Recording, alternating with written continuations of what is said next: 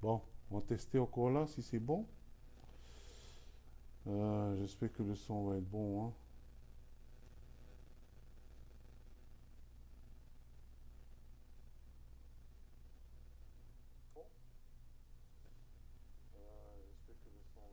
Ah, c'est bon là, on dirait, hein.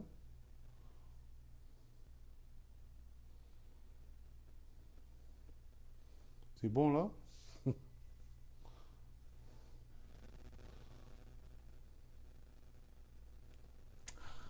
Magnifique.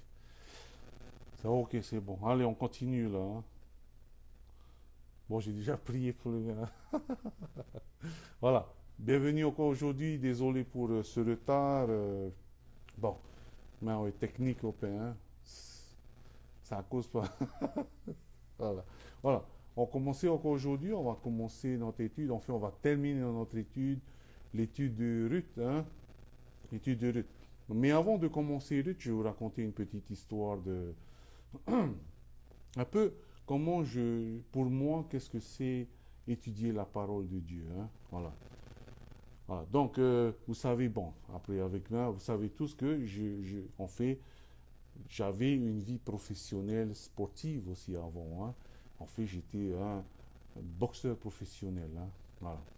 Et étant un boxeur professionnel, mon rythme de vie, c'était juste la boxe et le MMA.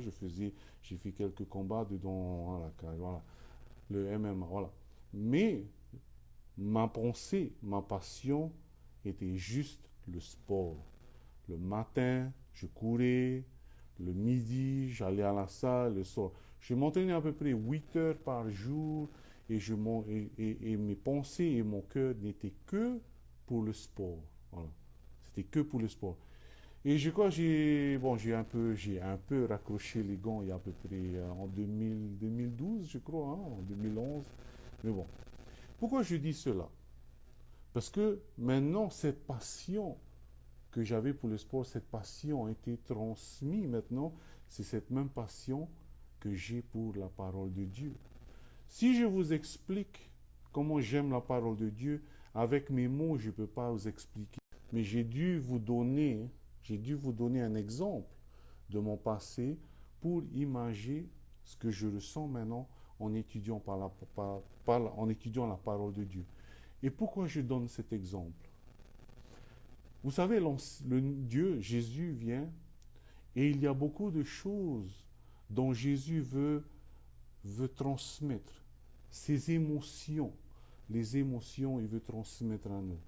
Et souvent, quand il dit des choses, beaucoup de personnes ne comprennent pas et beaucoup de personnes ne connaissent pas la profondeur de ces émotions, hein.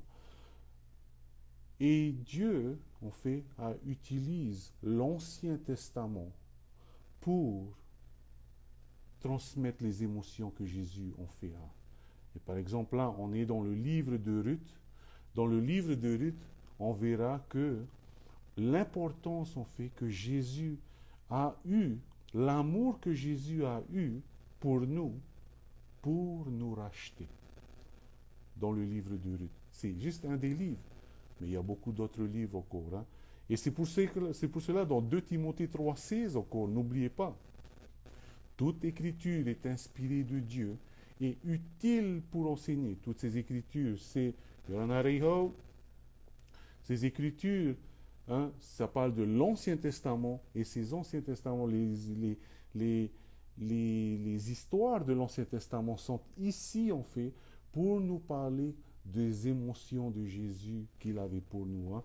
De Timothée 3,16, toute écriture est inspirée de Dieu et utile pour enseigner, pour convaincre, pour corriger, pour instruire dans la justice, hein. Voilà. Ruth a juste 4 chapitres. On fait en tout, plus ou moins, il y a à peu près 85 versets, hein. Donc on va vite aller, et ce sera vite fait. Mais il y aura, je vais pas tout faire, puisqu'il y a beaucoup de choses à dire, en fait. Voilà, hein. Dans le chapitre 1, on fait que de quoi ça parle? Ça parle d'une famille qui était en Israël, qui vivait à Bethléem, qui était en Israël, et à un moment donné, il y avait une famine en Israël. Et cette famille de Elimelech, hein, Elimelech avait aussi sa femme, qui s'appelait Naomi, et 2 enfants. Et donc cette famille de 4 est partie, est sortie d'Israël pour aller dans le pays de Moab, qui était une loi en fait dans Deutéronome, où qui disait que si vous faites de mauvaises choses, je vais vous maudire, si vous faites de bonnes choses, et bonjour Artine, si vous faites de bonnes choses, je vais, je vais vous bénir, mais si vous faites de mauvaises choses, je vais maudire, je vais vous maudire dans Israël, parce que Israël c'était le pays promis. Mais Dieu a dit, même si je vous corrige en emmenant une malédiction dans le pays d'Israël, vous devrez rester dans votre pays. Moab, Elimelech, Naomi et ses deux enfants, ses deux fils n'ont pas écouté la parole de Dieu. Et eux tous, ces 4 sont partis dans le pays de Moab. Le pays de Moab, en fait, qui était un pays maudit de Dieu. Non seulement Moab, les Moabites, les gens de Moab, c'est à cause des, vous vous souvenez, Lot, quand il y a eu Sodome et Gomorre, ils sont sortis de Sodome et Gomorre. Lot et ses deux filles, puisque la femme est restée en arrière, elle est devenue statue de sel. Ses deux filles sont restées dans le... Et Lot et les deux filles sont restées dans une caverne, dans une grotte, et les deux filles ont eu des relations avec leur papa.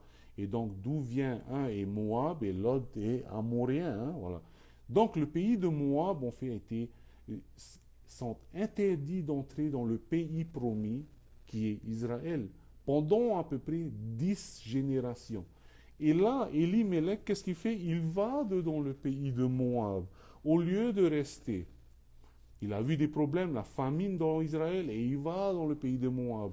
N'est-ce pas un peu beaucoup, dans notre première vie chrétienne, dans beaucoup de vies de chrétiens aussi, dès qu'ils commencent à rencontrer les épreuves dans leur vie, ils commencent à sortir de leur vie chrétienne et se disent, écoutez, c'est mieux, je vivais mieux avant, regardez maintenant, Dieu il me punit, mais savez-vous en fait que c'est aussi, ça c'est un bon berger, c'est comme ça un bon berger fait. Vous savez que quand le berger a son troupeau, dès qu'un mouton va un peu trop loin et continue à aller un peu trop loin, qu'est-ce que le berger fait? Il frappe le mouton pour que le mouton, il casse la patte, pour que le mouton puisse se rapprocher toujours du berger. Et n'oubliez pas, dans les épreuves aussi que nous faisons, nous passons dans notre vie chrétienne, ces épreuves ne sont pas là à cause Dieu est là parce qu'il nous déteste et il est toujours le vieux là en haut avec sa barbe, il nous regarde, il a fait quelque chose de mal, boum, non, non, non. Comme un bon père, Dieu est bon, mais c'est aussi un bon père. Maintenant que nous sommes chrétiens, c'est un père pour nous, c'est quelqu'un qui nous garde, c'est un bon père. Et comme bon père, il faut discipliner. Et là, Dieu a discipliné Israël. Elimelech et sa famille n'ont pas voulu de cette discipline. Et donc, ils sont partis dans le pays maudit de Moab. Parce que aussi, leur tradition en Moab, c'était quoi? C'était d'adorer un autre Dieu et de sacrifier des enfants. Et encore plus, ils étaient interdits d'entrer dans le pays promis. Donc, chaque chrétien, quand vous rencontrez des épreuves, n'oubliez pas, ceci, comme un autre théologien disait, que les épreuves est l'eau-parleur de Dieu. C'est un message que Dieu veut dire. De temps en temps, nous avons du mal à comprendre cela. Et souvent, c'est durant l'épreuve qu'on va commencer à comprendre. Voilà. Donc, au chapitre 1, ils partent dans le pays de Moab. Et qu'est-ce qui se passe? Le mari de Naomi, qui est Elimelech, meurt. Donc, il reste que les deux enfants. Et ensuite, les deux fils se marient avec deux filles du pays de Moab, Ruth et Orpa. Ruth et Orpa. Et qu'est-ce qui se passe 10 ans après encore? Les deux enfants, les deux fils meurent. Et là, Naomi se dit, écoute, j'ai plus rien à faire dans le pays de Moab. Maintenant, il paraît, elle a entendu parler que dans le pays d'Israël, Dieu a commencé à bénir encore le pays d'Israël. Elle aurait dû attendre, Elle aurait dû attendre. Elimelech aurait dû attendre, mais elle a entendu parler que Dieu a encore prospéré le pays promis d'Israël, et donc elle a décidé de rentrer dans le pays d'Israël, à Bethléem, Et elle a dit à ses deux filles, eh, ça, vous pouvez rester, hein, voilà. Hein. Donc, Orpa, qu'est-ce qu'elle a dit? Ben, ouais, elle a donné un baiser à Naomi et elle est partie. Mais Ruth a dit, non, non, non. Pour honneur de mon mari, mon défunt mari, je vais te suivre. Donc, Orpa a juste embrassé Naomi, mais Ruth a décidé de marcher avec Naomi. C'est désolé, hein. C'est drôle aussi que le mot baiser, le mot embrasser, qu'on s'est traduit aussi dans d'autres synonymes de embrasser en grec, c'est proskuneo qui veut dire chanter. Voilà. Hein. Et malheureusement, c'est comme ça beaucoup de chrétiens. Beaucoup de chrétiens entrent dans l'église et ils chantent et ils chantent et ils sont heureux. Mais le problème, il reste que comme Orpa. Ils embrassent et ils partent. Dieu ne veut pas que des gens qui chantent, qui sont contents. Il veut que vous soyez, il veut que nous soyons comme Ruth. Non seulement qu'il faut louer, embrasser Naomi, mais il faut aussi marcher avec Naomi.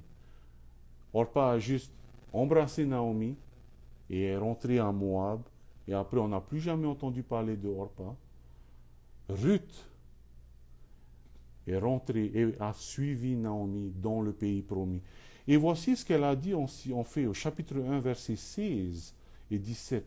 Ruth répondit, ne me presse pas de te laisser et retourner loin de toi. Où tu iras, c'est Ruth qui dit, où tu iras, j'irai. Où tu demeureras, je demeurerai. Ton peuple sera mon peuple et ton Dieu sera mon Dieu. Où tu mourras, je mourrai et j'y serai enterré. Que l'Éternel me traite dans toute sa rigueur si autre chose que la mort vient et me séparer de toi. Voilà. Alors voilà déjà que c'est vrai qu'elle avait déjà entendu parler du Dieu d'Israël, qui a fait sortir Israël d'Égypte, qui a emmené Israël dans tout, qui a fait errer dans le désert, qui a donné victoire et enfin entré dans le pays promis. Vous savez, Naomi a tout perdu à Moab. Maintenant, elle doit rentrer dans le pays promis en Israël. Pour nous, on fait.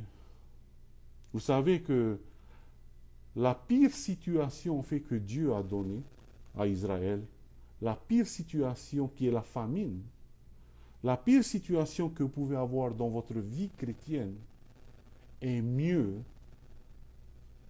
que ce que le monde offre de mieux pour vous. Ce que le monde offre mieux pour vous, ce que le monde offre la meilleure chose pour vous, est toujours moins important que la pire des choses que Dieu peut vous donner. Voilà. Naomi est partie à Moab, elle a tout perdu. Son mari, ses deux fils. Et tout ce qui lui reste maintenant, c'est Ruth. Et Ruth a dit, par sa foi, Ruth a dit, non écoutez, je vais te suivre pour honneur de mon mari, parce que c'est votre coutume. Pour son honneur, je vais rentrer avec vous. Donc là, on passe au chapitre 2. Dans ce que je dis, c'est le chapitre 1. Là, on passe au chapitre 2. Donc là, Naomi rentre en Israël. Et quand elle rentre en Israël, elle avait entendu parler d'une autre personne, un parent et sûrement le frère de son mari. Hein. Donc elle a su, le frère de son mari qui s'appelait Boaz. Hein. Bon, dans cette traduction, c'est écrit Boaz. Hein. Voilà. Mais bon, normalement, c'est Boaz. Voilà. Et donc elle a entendu parler de Boaz et elle a dit à Boaz, écoute, je vais juste travailler dans ton champ et c'est tout ce que je veux être maintenant, c'est comme je veux être ton serviteur, c'est tout. Mon mari a tout vendu, je n'ai plus rien et tout ce que je veux en fait, c'est glaner, comme on dit, les orges. Ça veut dire, glaner, c'est même pas récolter. Glaner les orges, ça veut dire, c'est juste récupérer les restants après la moisson, on fait. Voilà. Donc Naomi et Ruth ont dit, maintenant elles sont pauvres, elles ont tout perdu. Elimelech a tout vendu en Israël. Maintenant elles rentrent et elles voient Boaz qui est un parent de Elimelech. Et là maintenant Naomi dit, écoute, j'ai plus rien qui me reste. Et maintenant, tout ce que je veux, c'est ramasser les bouts qui restent dans ton champ. Et ça, c'était durant la moisson des orges. Hein. Ça arrive que une fois, deux fois, une fois dans l'année. C'est tout. Imaginez si elle n'est jamais rentrée à ce moment-là. Ruth n'aurait jamais rencontré Boaz que plus tard. Ruth va marier Boaz que plus tard va donner naissance à Isaïe, que plus tard va donner naissance à David, que plus tard va donner naissance à Jésus. On voit déjà là la providence de Dieu. Que Dieu vraiment, il a déjà tout calculé de l'avance. Hein. Et pareil pour nous. Dieu voit déjà notre avenir. Dieu voit déjà notre futur. Et nous, on vient juste de découvrir dans le moment présent. Mais Dieu, et c'est pour cela que là est la foi de Ruth. La foi de Ruth, c'est qu'elle avait confiance à l'Éternel. C'est pour ça qu'elle a dit, ton Dieu sera mon Dieu aussi. Elle avait déjà entendu parler. Hein? Et là, on peut voir aussi au verset 2, chapitre 5, quelque chose qui dit, et Boaz dit à son serviteur chargé de surveiller les moissonneurs, à qui est cette jeune femme? Hein, Boaz, c'est celui dont les champs appartiennent. Hein? C'est lui le propriétaire des champs. Et c'est juste à ce moment-là où le propriétaire des champs vient. Et c'est juste, s'il n'était pas venu à ce moment précis où Ruth était là aussi, Boaz n'aurait jamais rencontré Ruth. Vous voyez la providence de Dieu. Hein? Et Boaz dit à son serviteur chargé de surveiller les moissonneurs, qui est cette jeune femme? Le serviteur chargé de surveiller les moissonneurs répondit, c'est une jeune femme moabite qui est revenue avec Naomi du pays de Moab. Voilà. Vous savez, comme je vous ai dit dans Ruth, c'est une image en fait de Jésus qui veut raconter ses émotions. Et dedans le livre de Ruth, Ruth représente en fait l'Église. Hey, Yorana Roti, voilà, hein, merci d'être ici. Voilà. Dans le livre de Ruth, Ruth représente l'Église, Ruth représente les païens comme nous. Boaz, c'est une image de Jésus. Naomi est l'image d'Israël. Qui est l'image de ce serviteur? Ce serviteur inconnu qui parle de Ruth, qui parle de l'épouse, cette fille qui sera l'épouse. Regardez bien dans Jean chapitre 16, verset 13.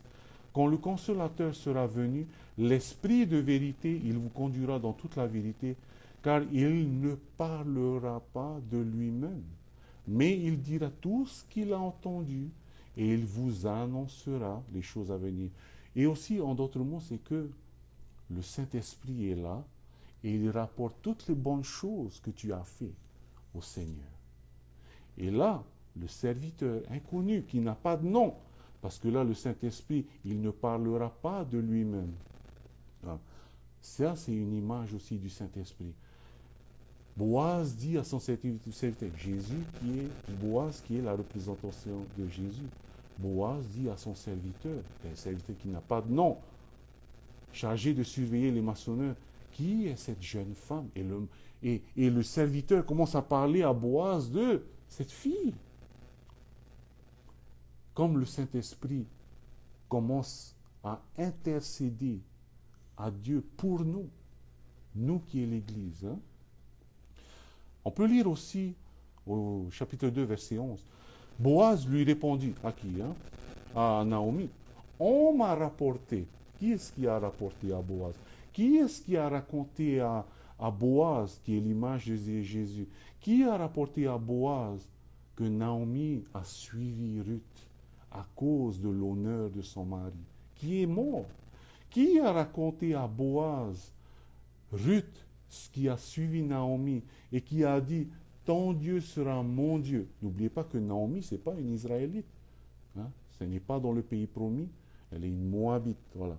Qui a raconté à Boaz tout ça? C'est le serviteur. Qui a raconté à Jésus tout ce que tu fais? Tous les bienfaits que tu fais, tous les bienfaits que je fais, c'est le Saint-Esprit. Ce serviteur qui ne va pas parler de lui. Et c'est pour cela, de temps en temps, vous savez, le ministère du Saint-Esprit, c'est Jésus. Le ministère du Saint-Esprit, c'est Jésus. Et c'est pour cela que de temps en temps, ça me tracasse un peu quand beaucoup de personnes se focalisent sur le Saint-Esprit au lieu de se focaliser sur Jésus. Parce que là, il est dit que celui qui va venir, il ne va pas parler de lui, mais il va parler de Jésus. Là, on voit par exemple une image, ce serviteur qui n'a pas de nom, mais parle à Boaz. N'oubliez pas, le, le ministère du Saint-Esprit est Jésus. Si vous avez dans une église et qu'il y a un ministère du Saint-Esprit, là, il faut se poser des questions. Hein. Parce que le but du Saint-Esprit, c'est de montrer à tout le monde, regarde, ne pas me regarder, ne me regardez pas, regardez Jésus. Voilà, voilà le ministère du Saint-Esprit. Hein. Voilà, donc chapitre 17, chapitre 2, verset 17. Elle glana dans les champs jusqu'au soir et elle bâtit, ça veut dire qu'elle ramassait le reste en fait, et elle bâtit tout ce qu'elle avait glané et lui environ un épha d'orge. Hein. Un épha, c'est à peu près 22 litres. Hein, voilà. Verset 3, chapitre 3, excusez-moi. Verset 1. Naomi demande à Ruth d'aller dormir aux pieds de Boaz pour demander d'honorer, en fait. Qu'est-ce que c'est? Vous allez voir que là, la romance commence. Hein. La romance commence entre Ruth et Boaz. Parce que Naomi, au lieu que Naomi dise, écoute, tu ne vas jamais rencontrer quelqu'un de mieux que mon fils, alors c'est pas la peine. Au contraire, Naomi dit à Ruth, écoute Ruth, va là-bas et dort à ses pieds. Elle n'a pas dit dormir à côté, dormir à ses pieds. Pourquoi? N'oubliez pas que dans la culture juive, et c'est dans Lévitique, hein, il est écrit qu'en fait, et vous allez voir aussi dans d'autres histoires, quand une personne comme une fille se marie avec un mari, et que le mari meurt, cette fille, comme Tamar, l'histoire de Tamar, Tamar s'est mariée avec le frère pour l'honneur de son mari. Et si elle n'était pas... Le frère, ensuite, il est mort, il a dû attendre l'autre frère qu'il devienne âgé pour l'honneur de son mari. Et à la fin, qu'est-ce qu'elle a fait? Elle a eu des relations avec Judas. Hein. Elle s'est transformée en prostituée et elle a eu des relations avec Judas. Et là, Ruth, elle a suivi en fait Naomi en espérant que Naomi aurait aussi un enfant, un garçon. Comme ça, elle pourrait se marier avec le fils de Naomi pour l'honneur de son mari. Mais là, elle va avec Boaz. Pourquoi? Boaz est parenté avec Elimelech. Hein?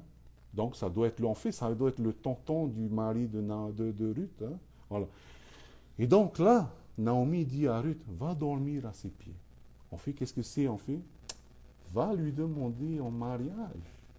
Et là, Boaz, hein, il sort et il dit au verset 12, il veut, merci merci de venir, je veux te prendre comme épouse, comme Jésus veut te prendre, nous comme épouse. Hein. Jésus a dit, nous on est au pied de la croix, et Jésus dit, je veux te prendre comme épouse. Mais au verset 12, il est écrit, Boaz dit, il est bien vrai que j'ai droit de rachat, parce que Boaz, lui, il avait le droit de rachat. Hein.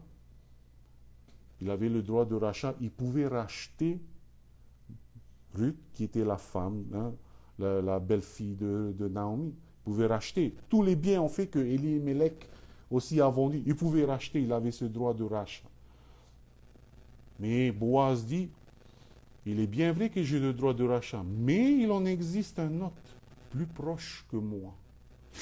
Oh, si Boaz est l'image de Jésus, qui est-ce qui est plus proche encore? Qui est-ce qui est plus près de nous racheter que Jésus? Qui est-ce qui a plus d'autorité en fait? Pas plus d'autorité. Qui est-ce qui a autant d'autorité de rachat, de nous racheter de notre destin que Jésus? Qui est-ce qui a autant d'autorité de destin sur notre destin que Jésus?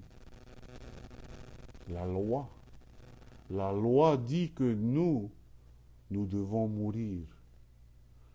Et donc c'est pour cela que Boaz dit, il est bien vrai que j'ai droit de rachat, mais il en existe un autre plus proche que moi. Donc ça, l'autre qui est plus proche de moi, ça c'est l'image de la loi. Boaz qui est l'image de Jésus. Et qu'est-ce qui se passe? au chapitre 4, Boaz et l'autre personne qui a l'autorité de rachat, ben, Boaz va commencer à aller faire un deal avec l'autre. Hey, voilà. Hein, et parce qu'il veut vraiment racheter. Hein. Donc, en fait, Boaz va se tenir à la porte, on dit. Hein, et en fait, il ne se tient pas à la porte. Il se tient au portail, en fait, à l'entrée de Jérusalem hein, ou de Bethléem. Et là, il emmène 10 témoins avec lui et il dit, écoute, on va discuter et voici les témoins. Il dit à l'autre qui a le droit de rachat, il dit, écoute, voilà, hein, peut-être c'est le frère aussi, hein, peut-être c'est le grand frère. Donc lui, il avait plus d'autorité de rachat que Boaz. Boaz, c'est le petit frère. Voilà. Et donc il dit à l'autre, écoute, il y a Naomi et il y a Ruth. Et maintenant, il faut que tu rachètes aussi, parce que sinon, on va perdre la terre de notre frère Elimelech. Donc, si tu veux racheter, et l'autre qui dit, ah, je suis ok, alors je vais racheter. Hein, voilà. Et là, Boaz dit, hé, mais n'oublie pas, si tu rachètes le terrain, tu devras aussi prendre Naomi avec toi, et tu devras prendre Ruth avec toi, et tu devras leur donner une postérité aussi. Alors l'autre, il dit, ah non, hein, moi j'ai déjà des enfants. Je ne vais pas les déshériter pour leur donner un héritage. Non, non, non, non, non. Et donc Boaz l'a dit, tu veux pas alors?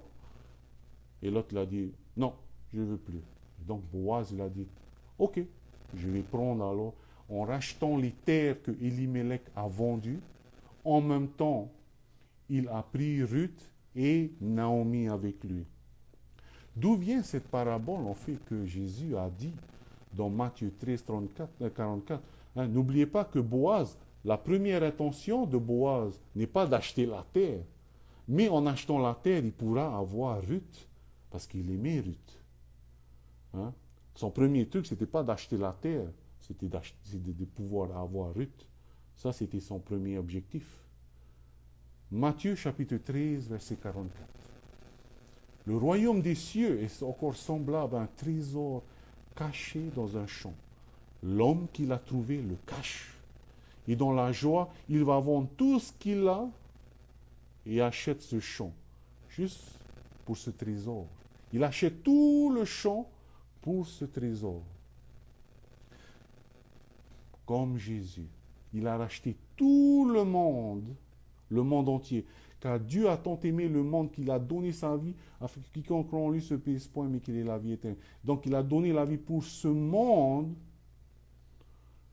pour racheter l'Église.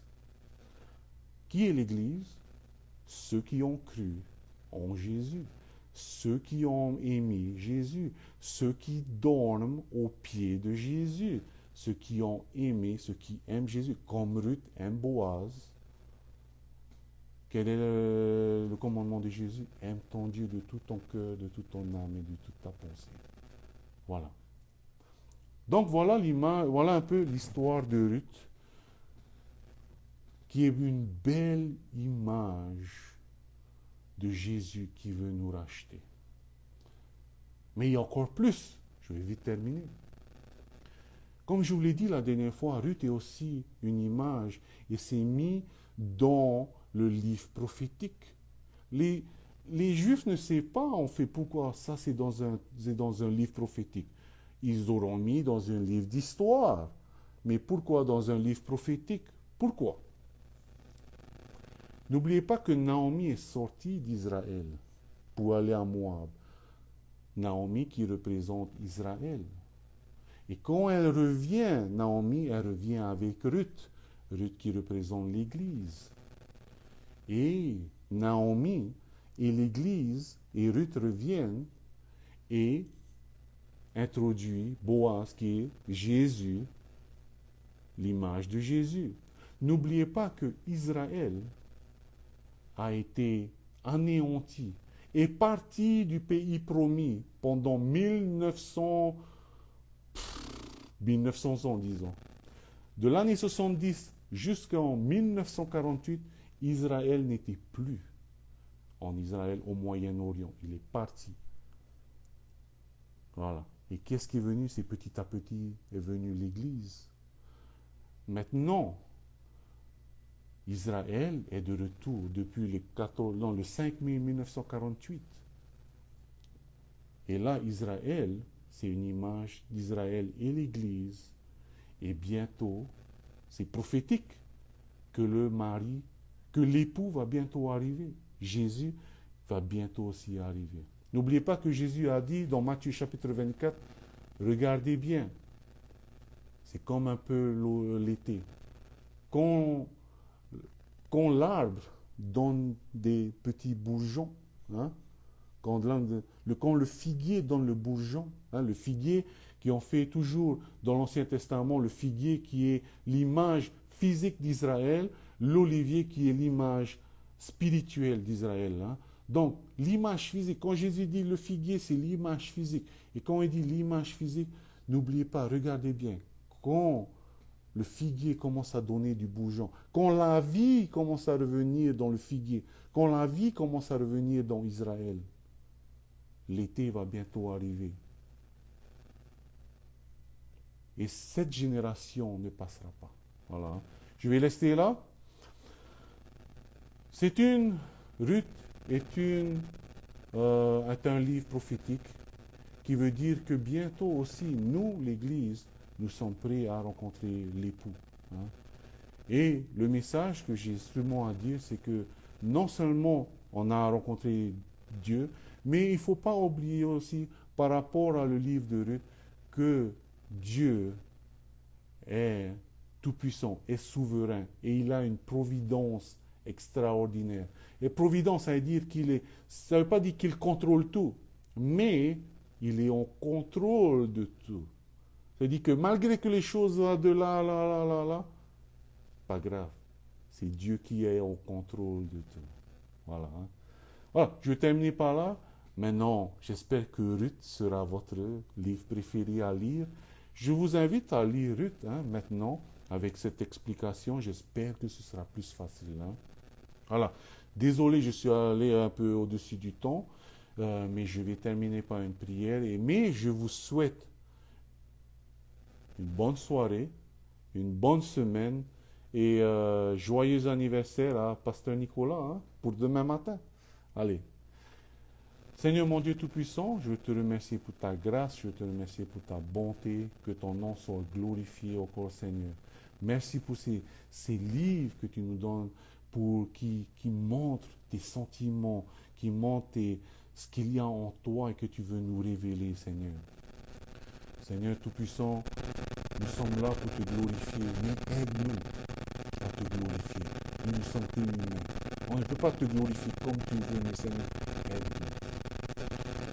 Je te demande aussi, Seigneur, de bénir le reste de cette soirée et de bénir cette semaine qui va se passer.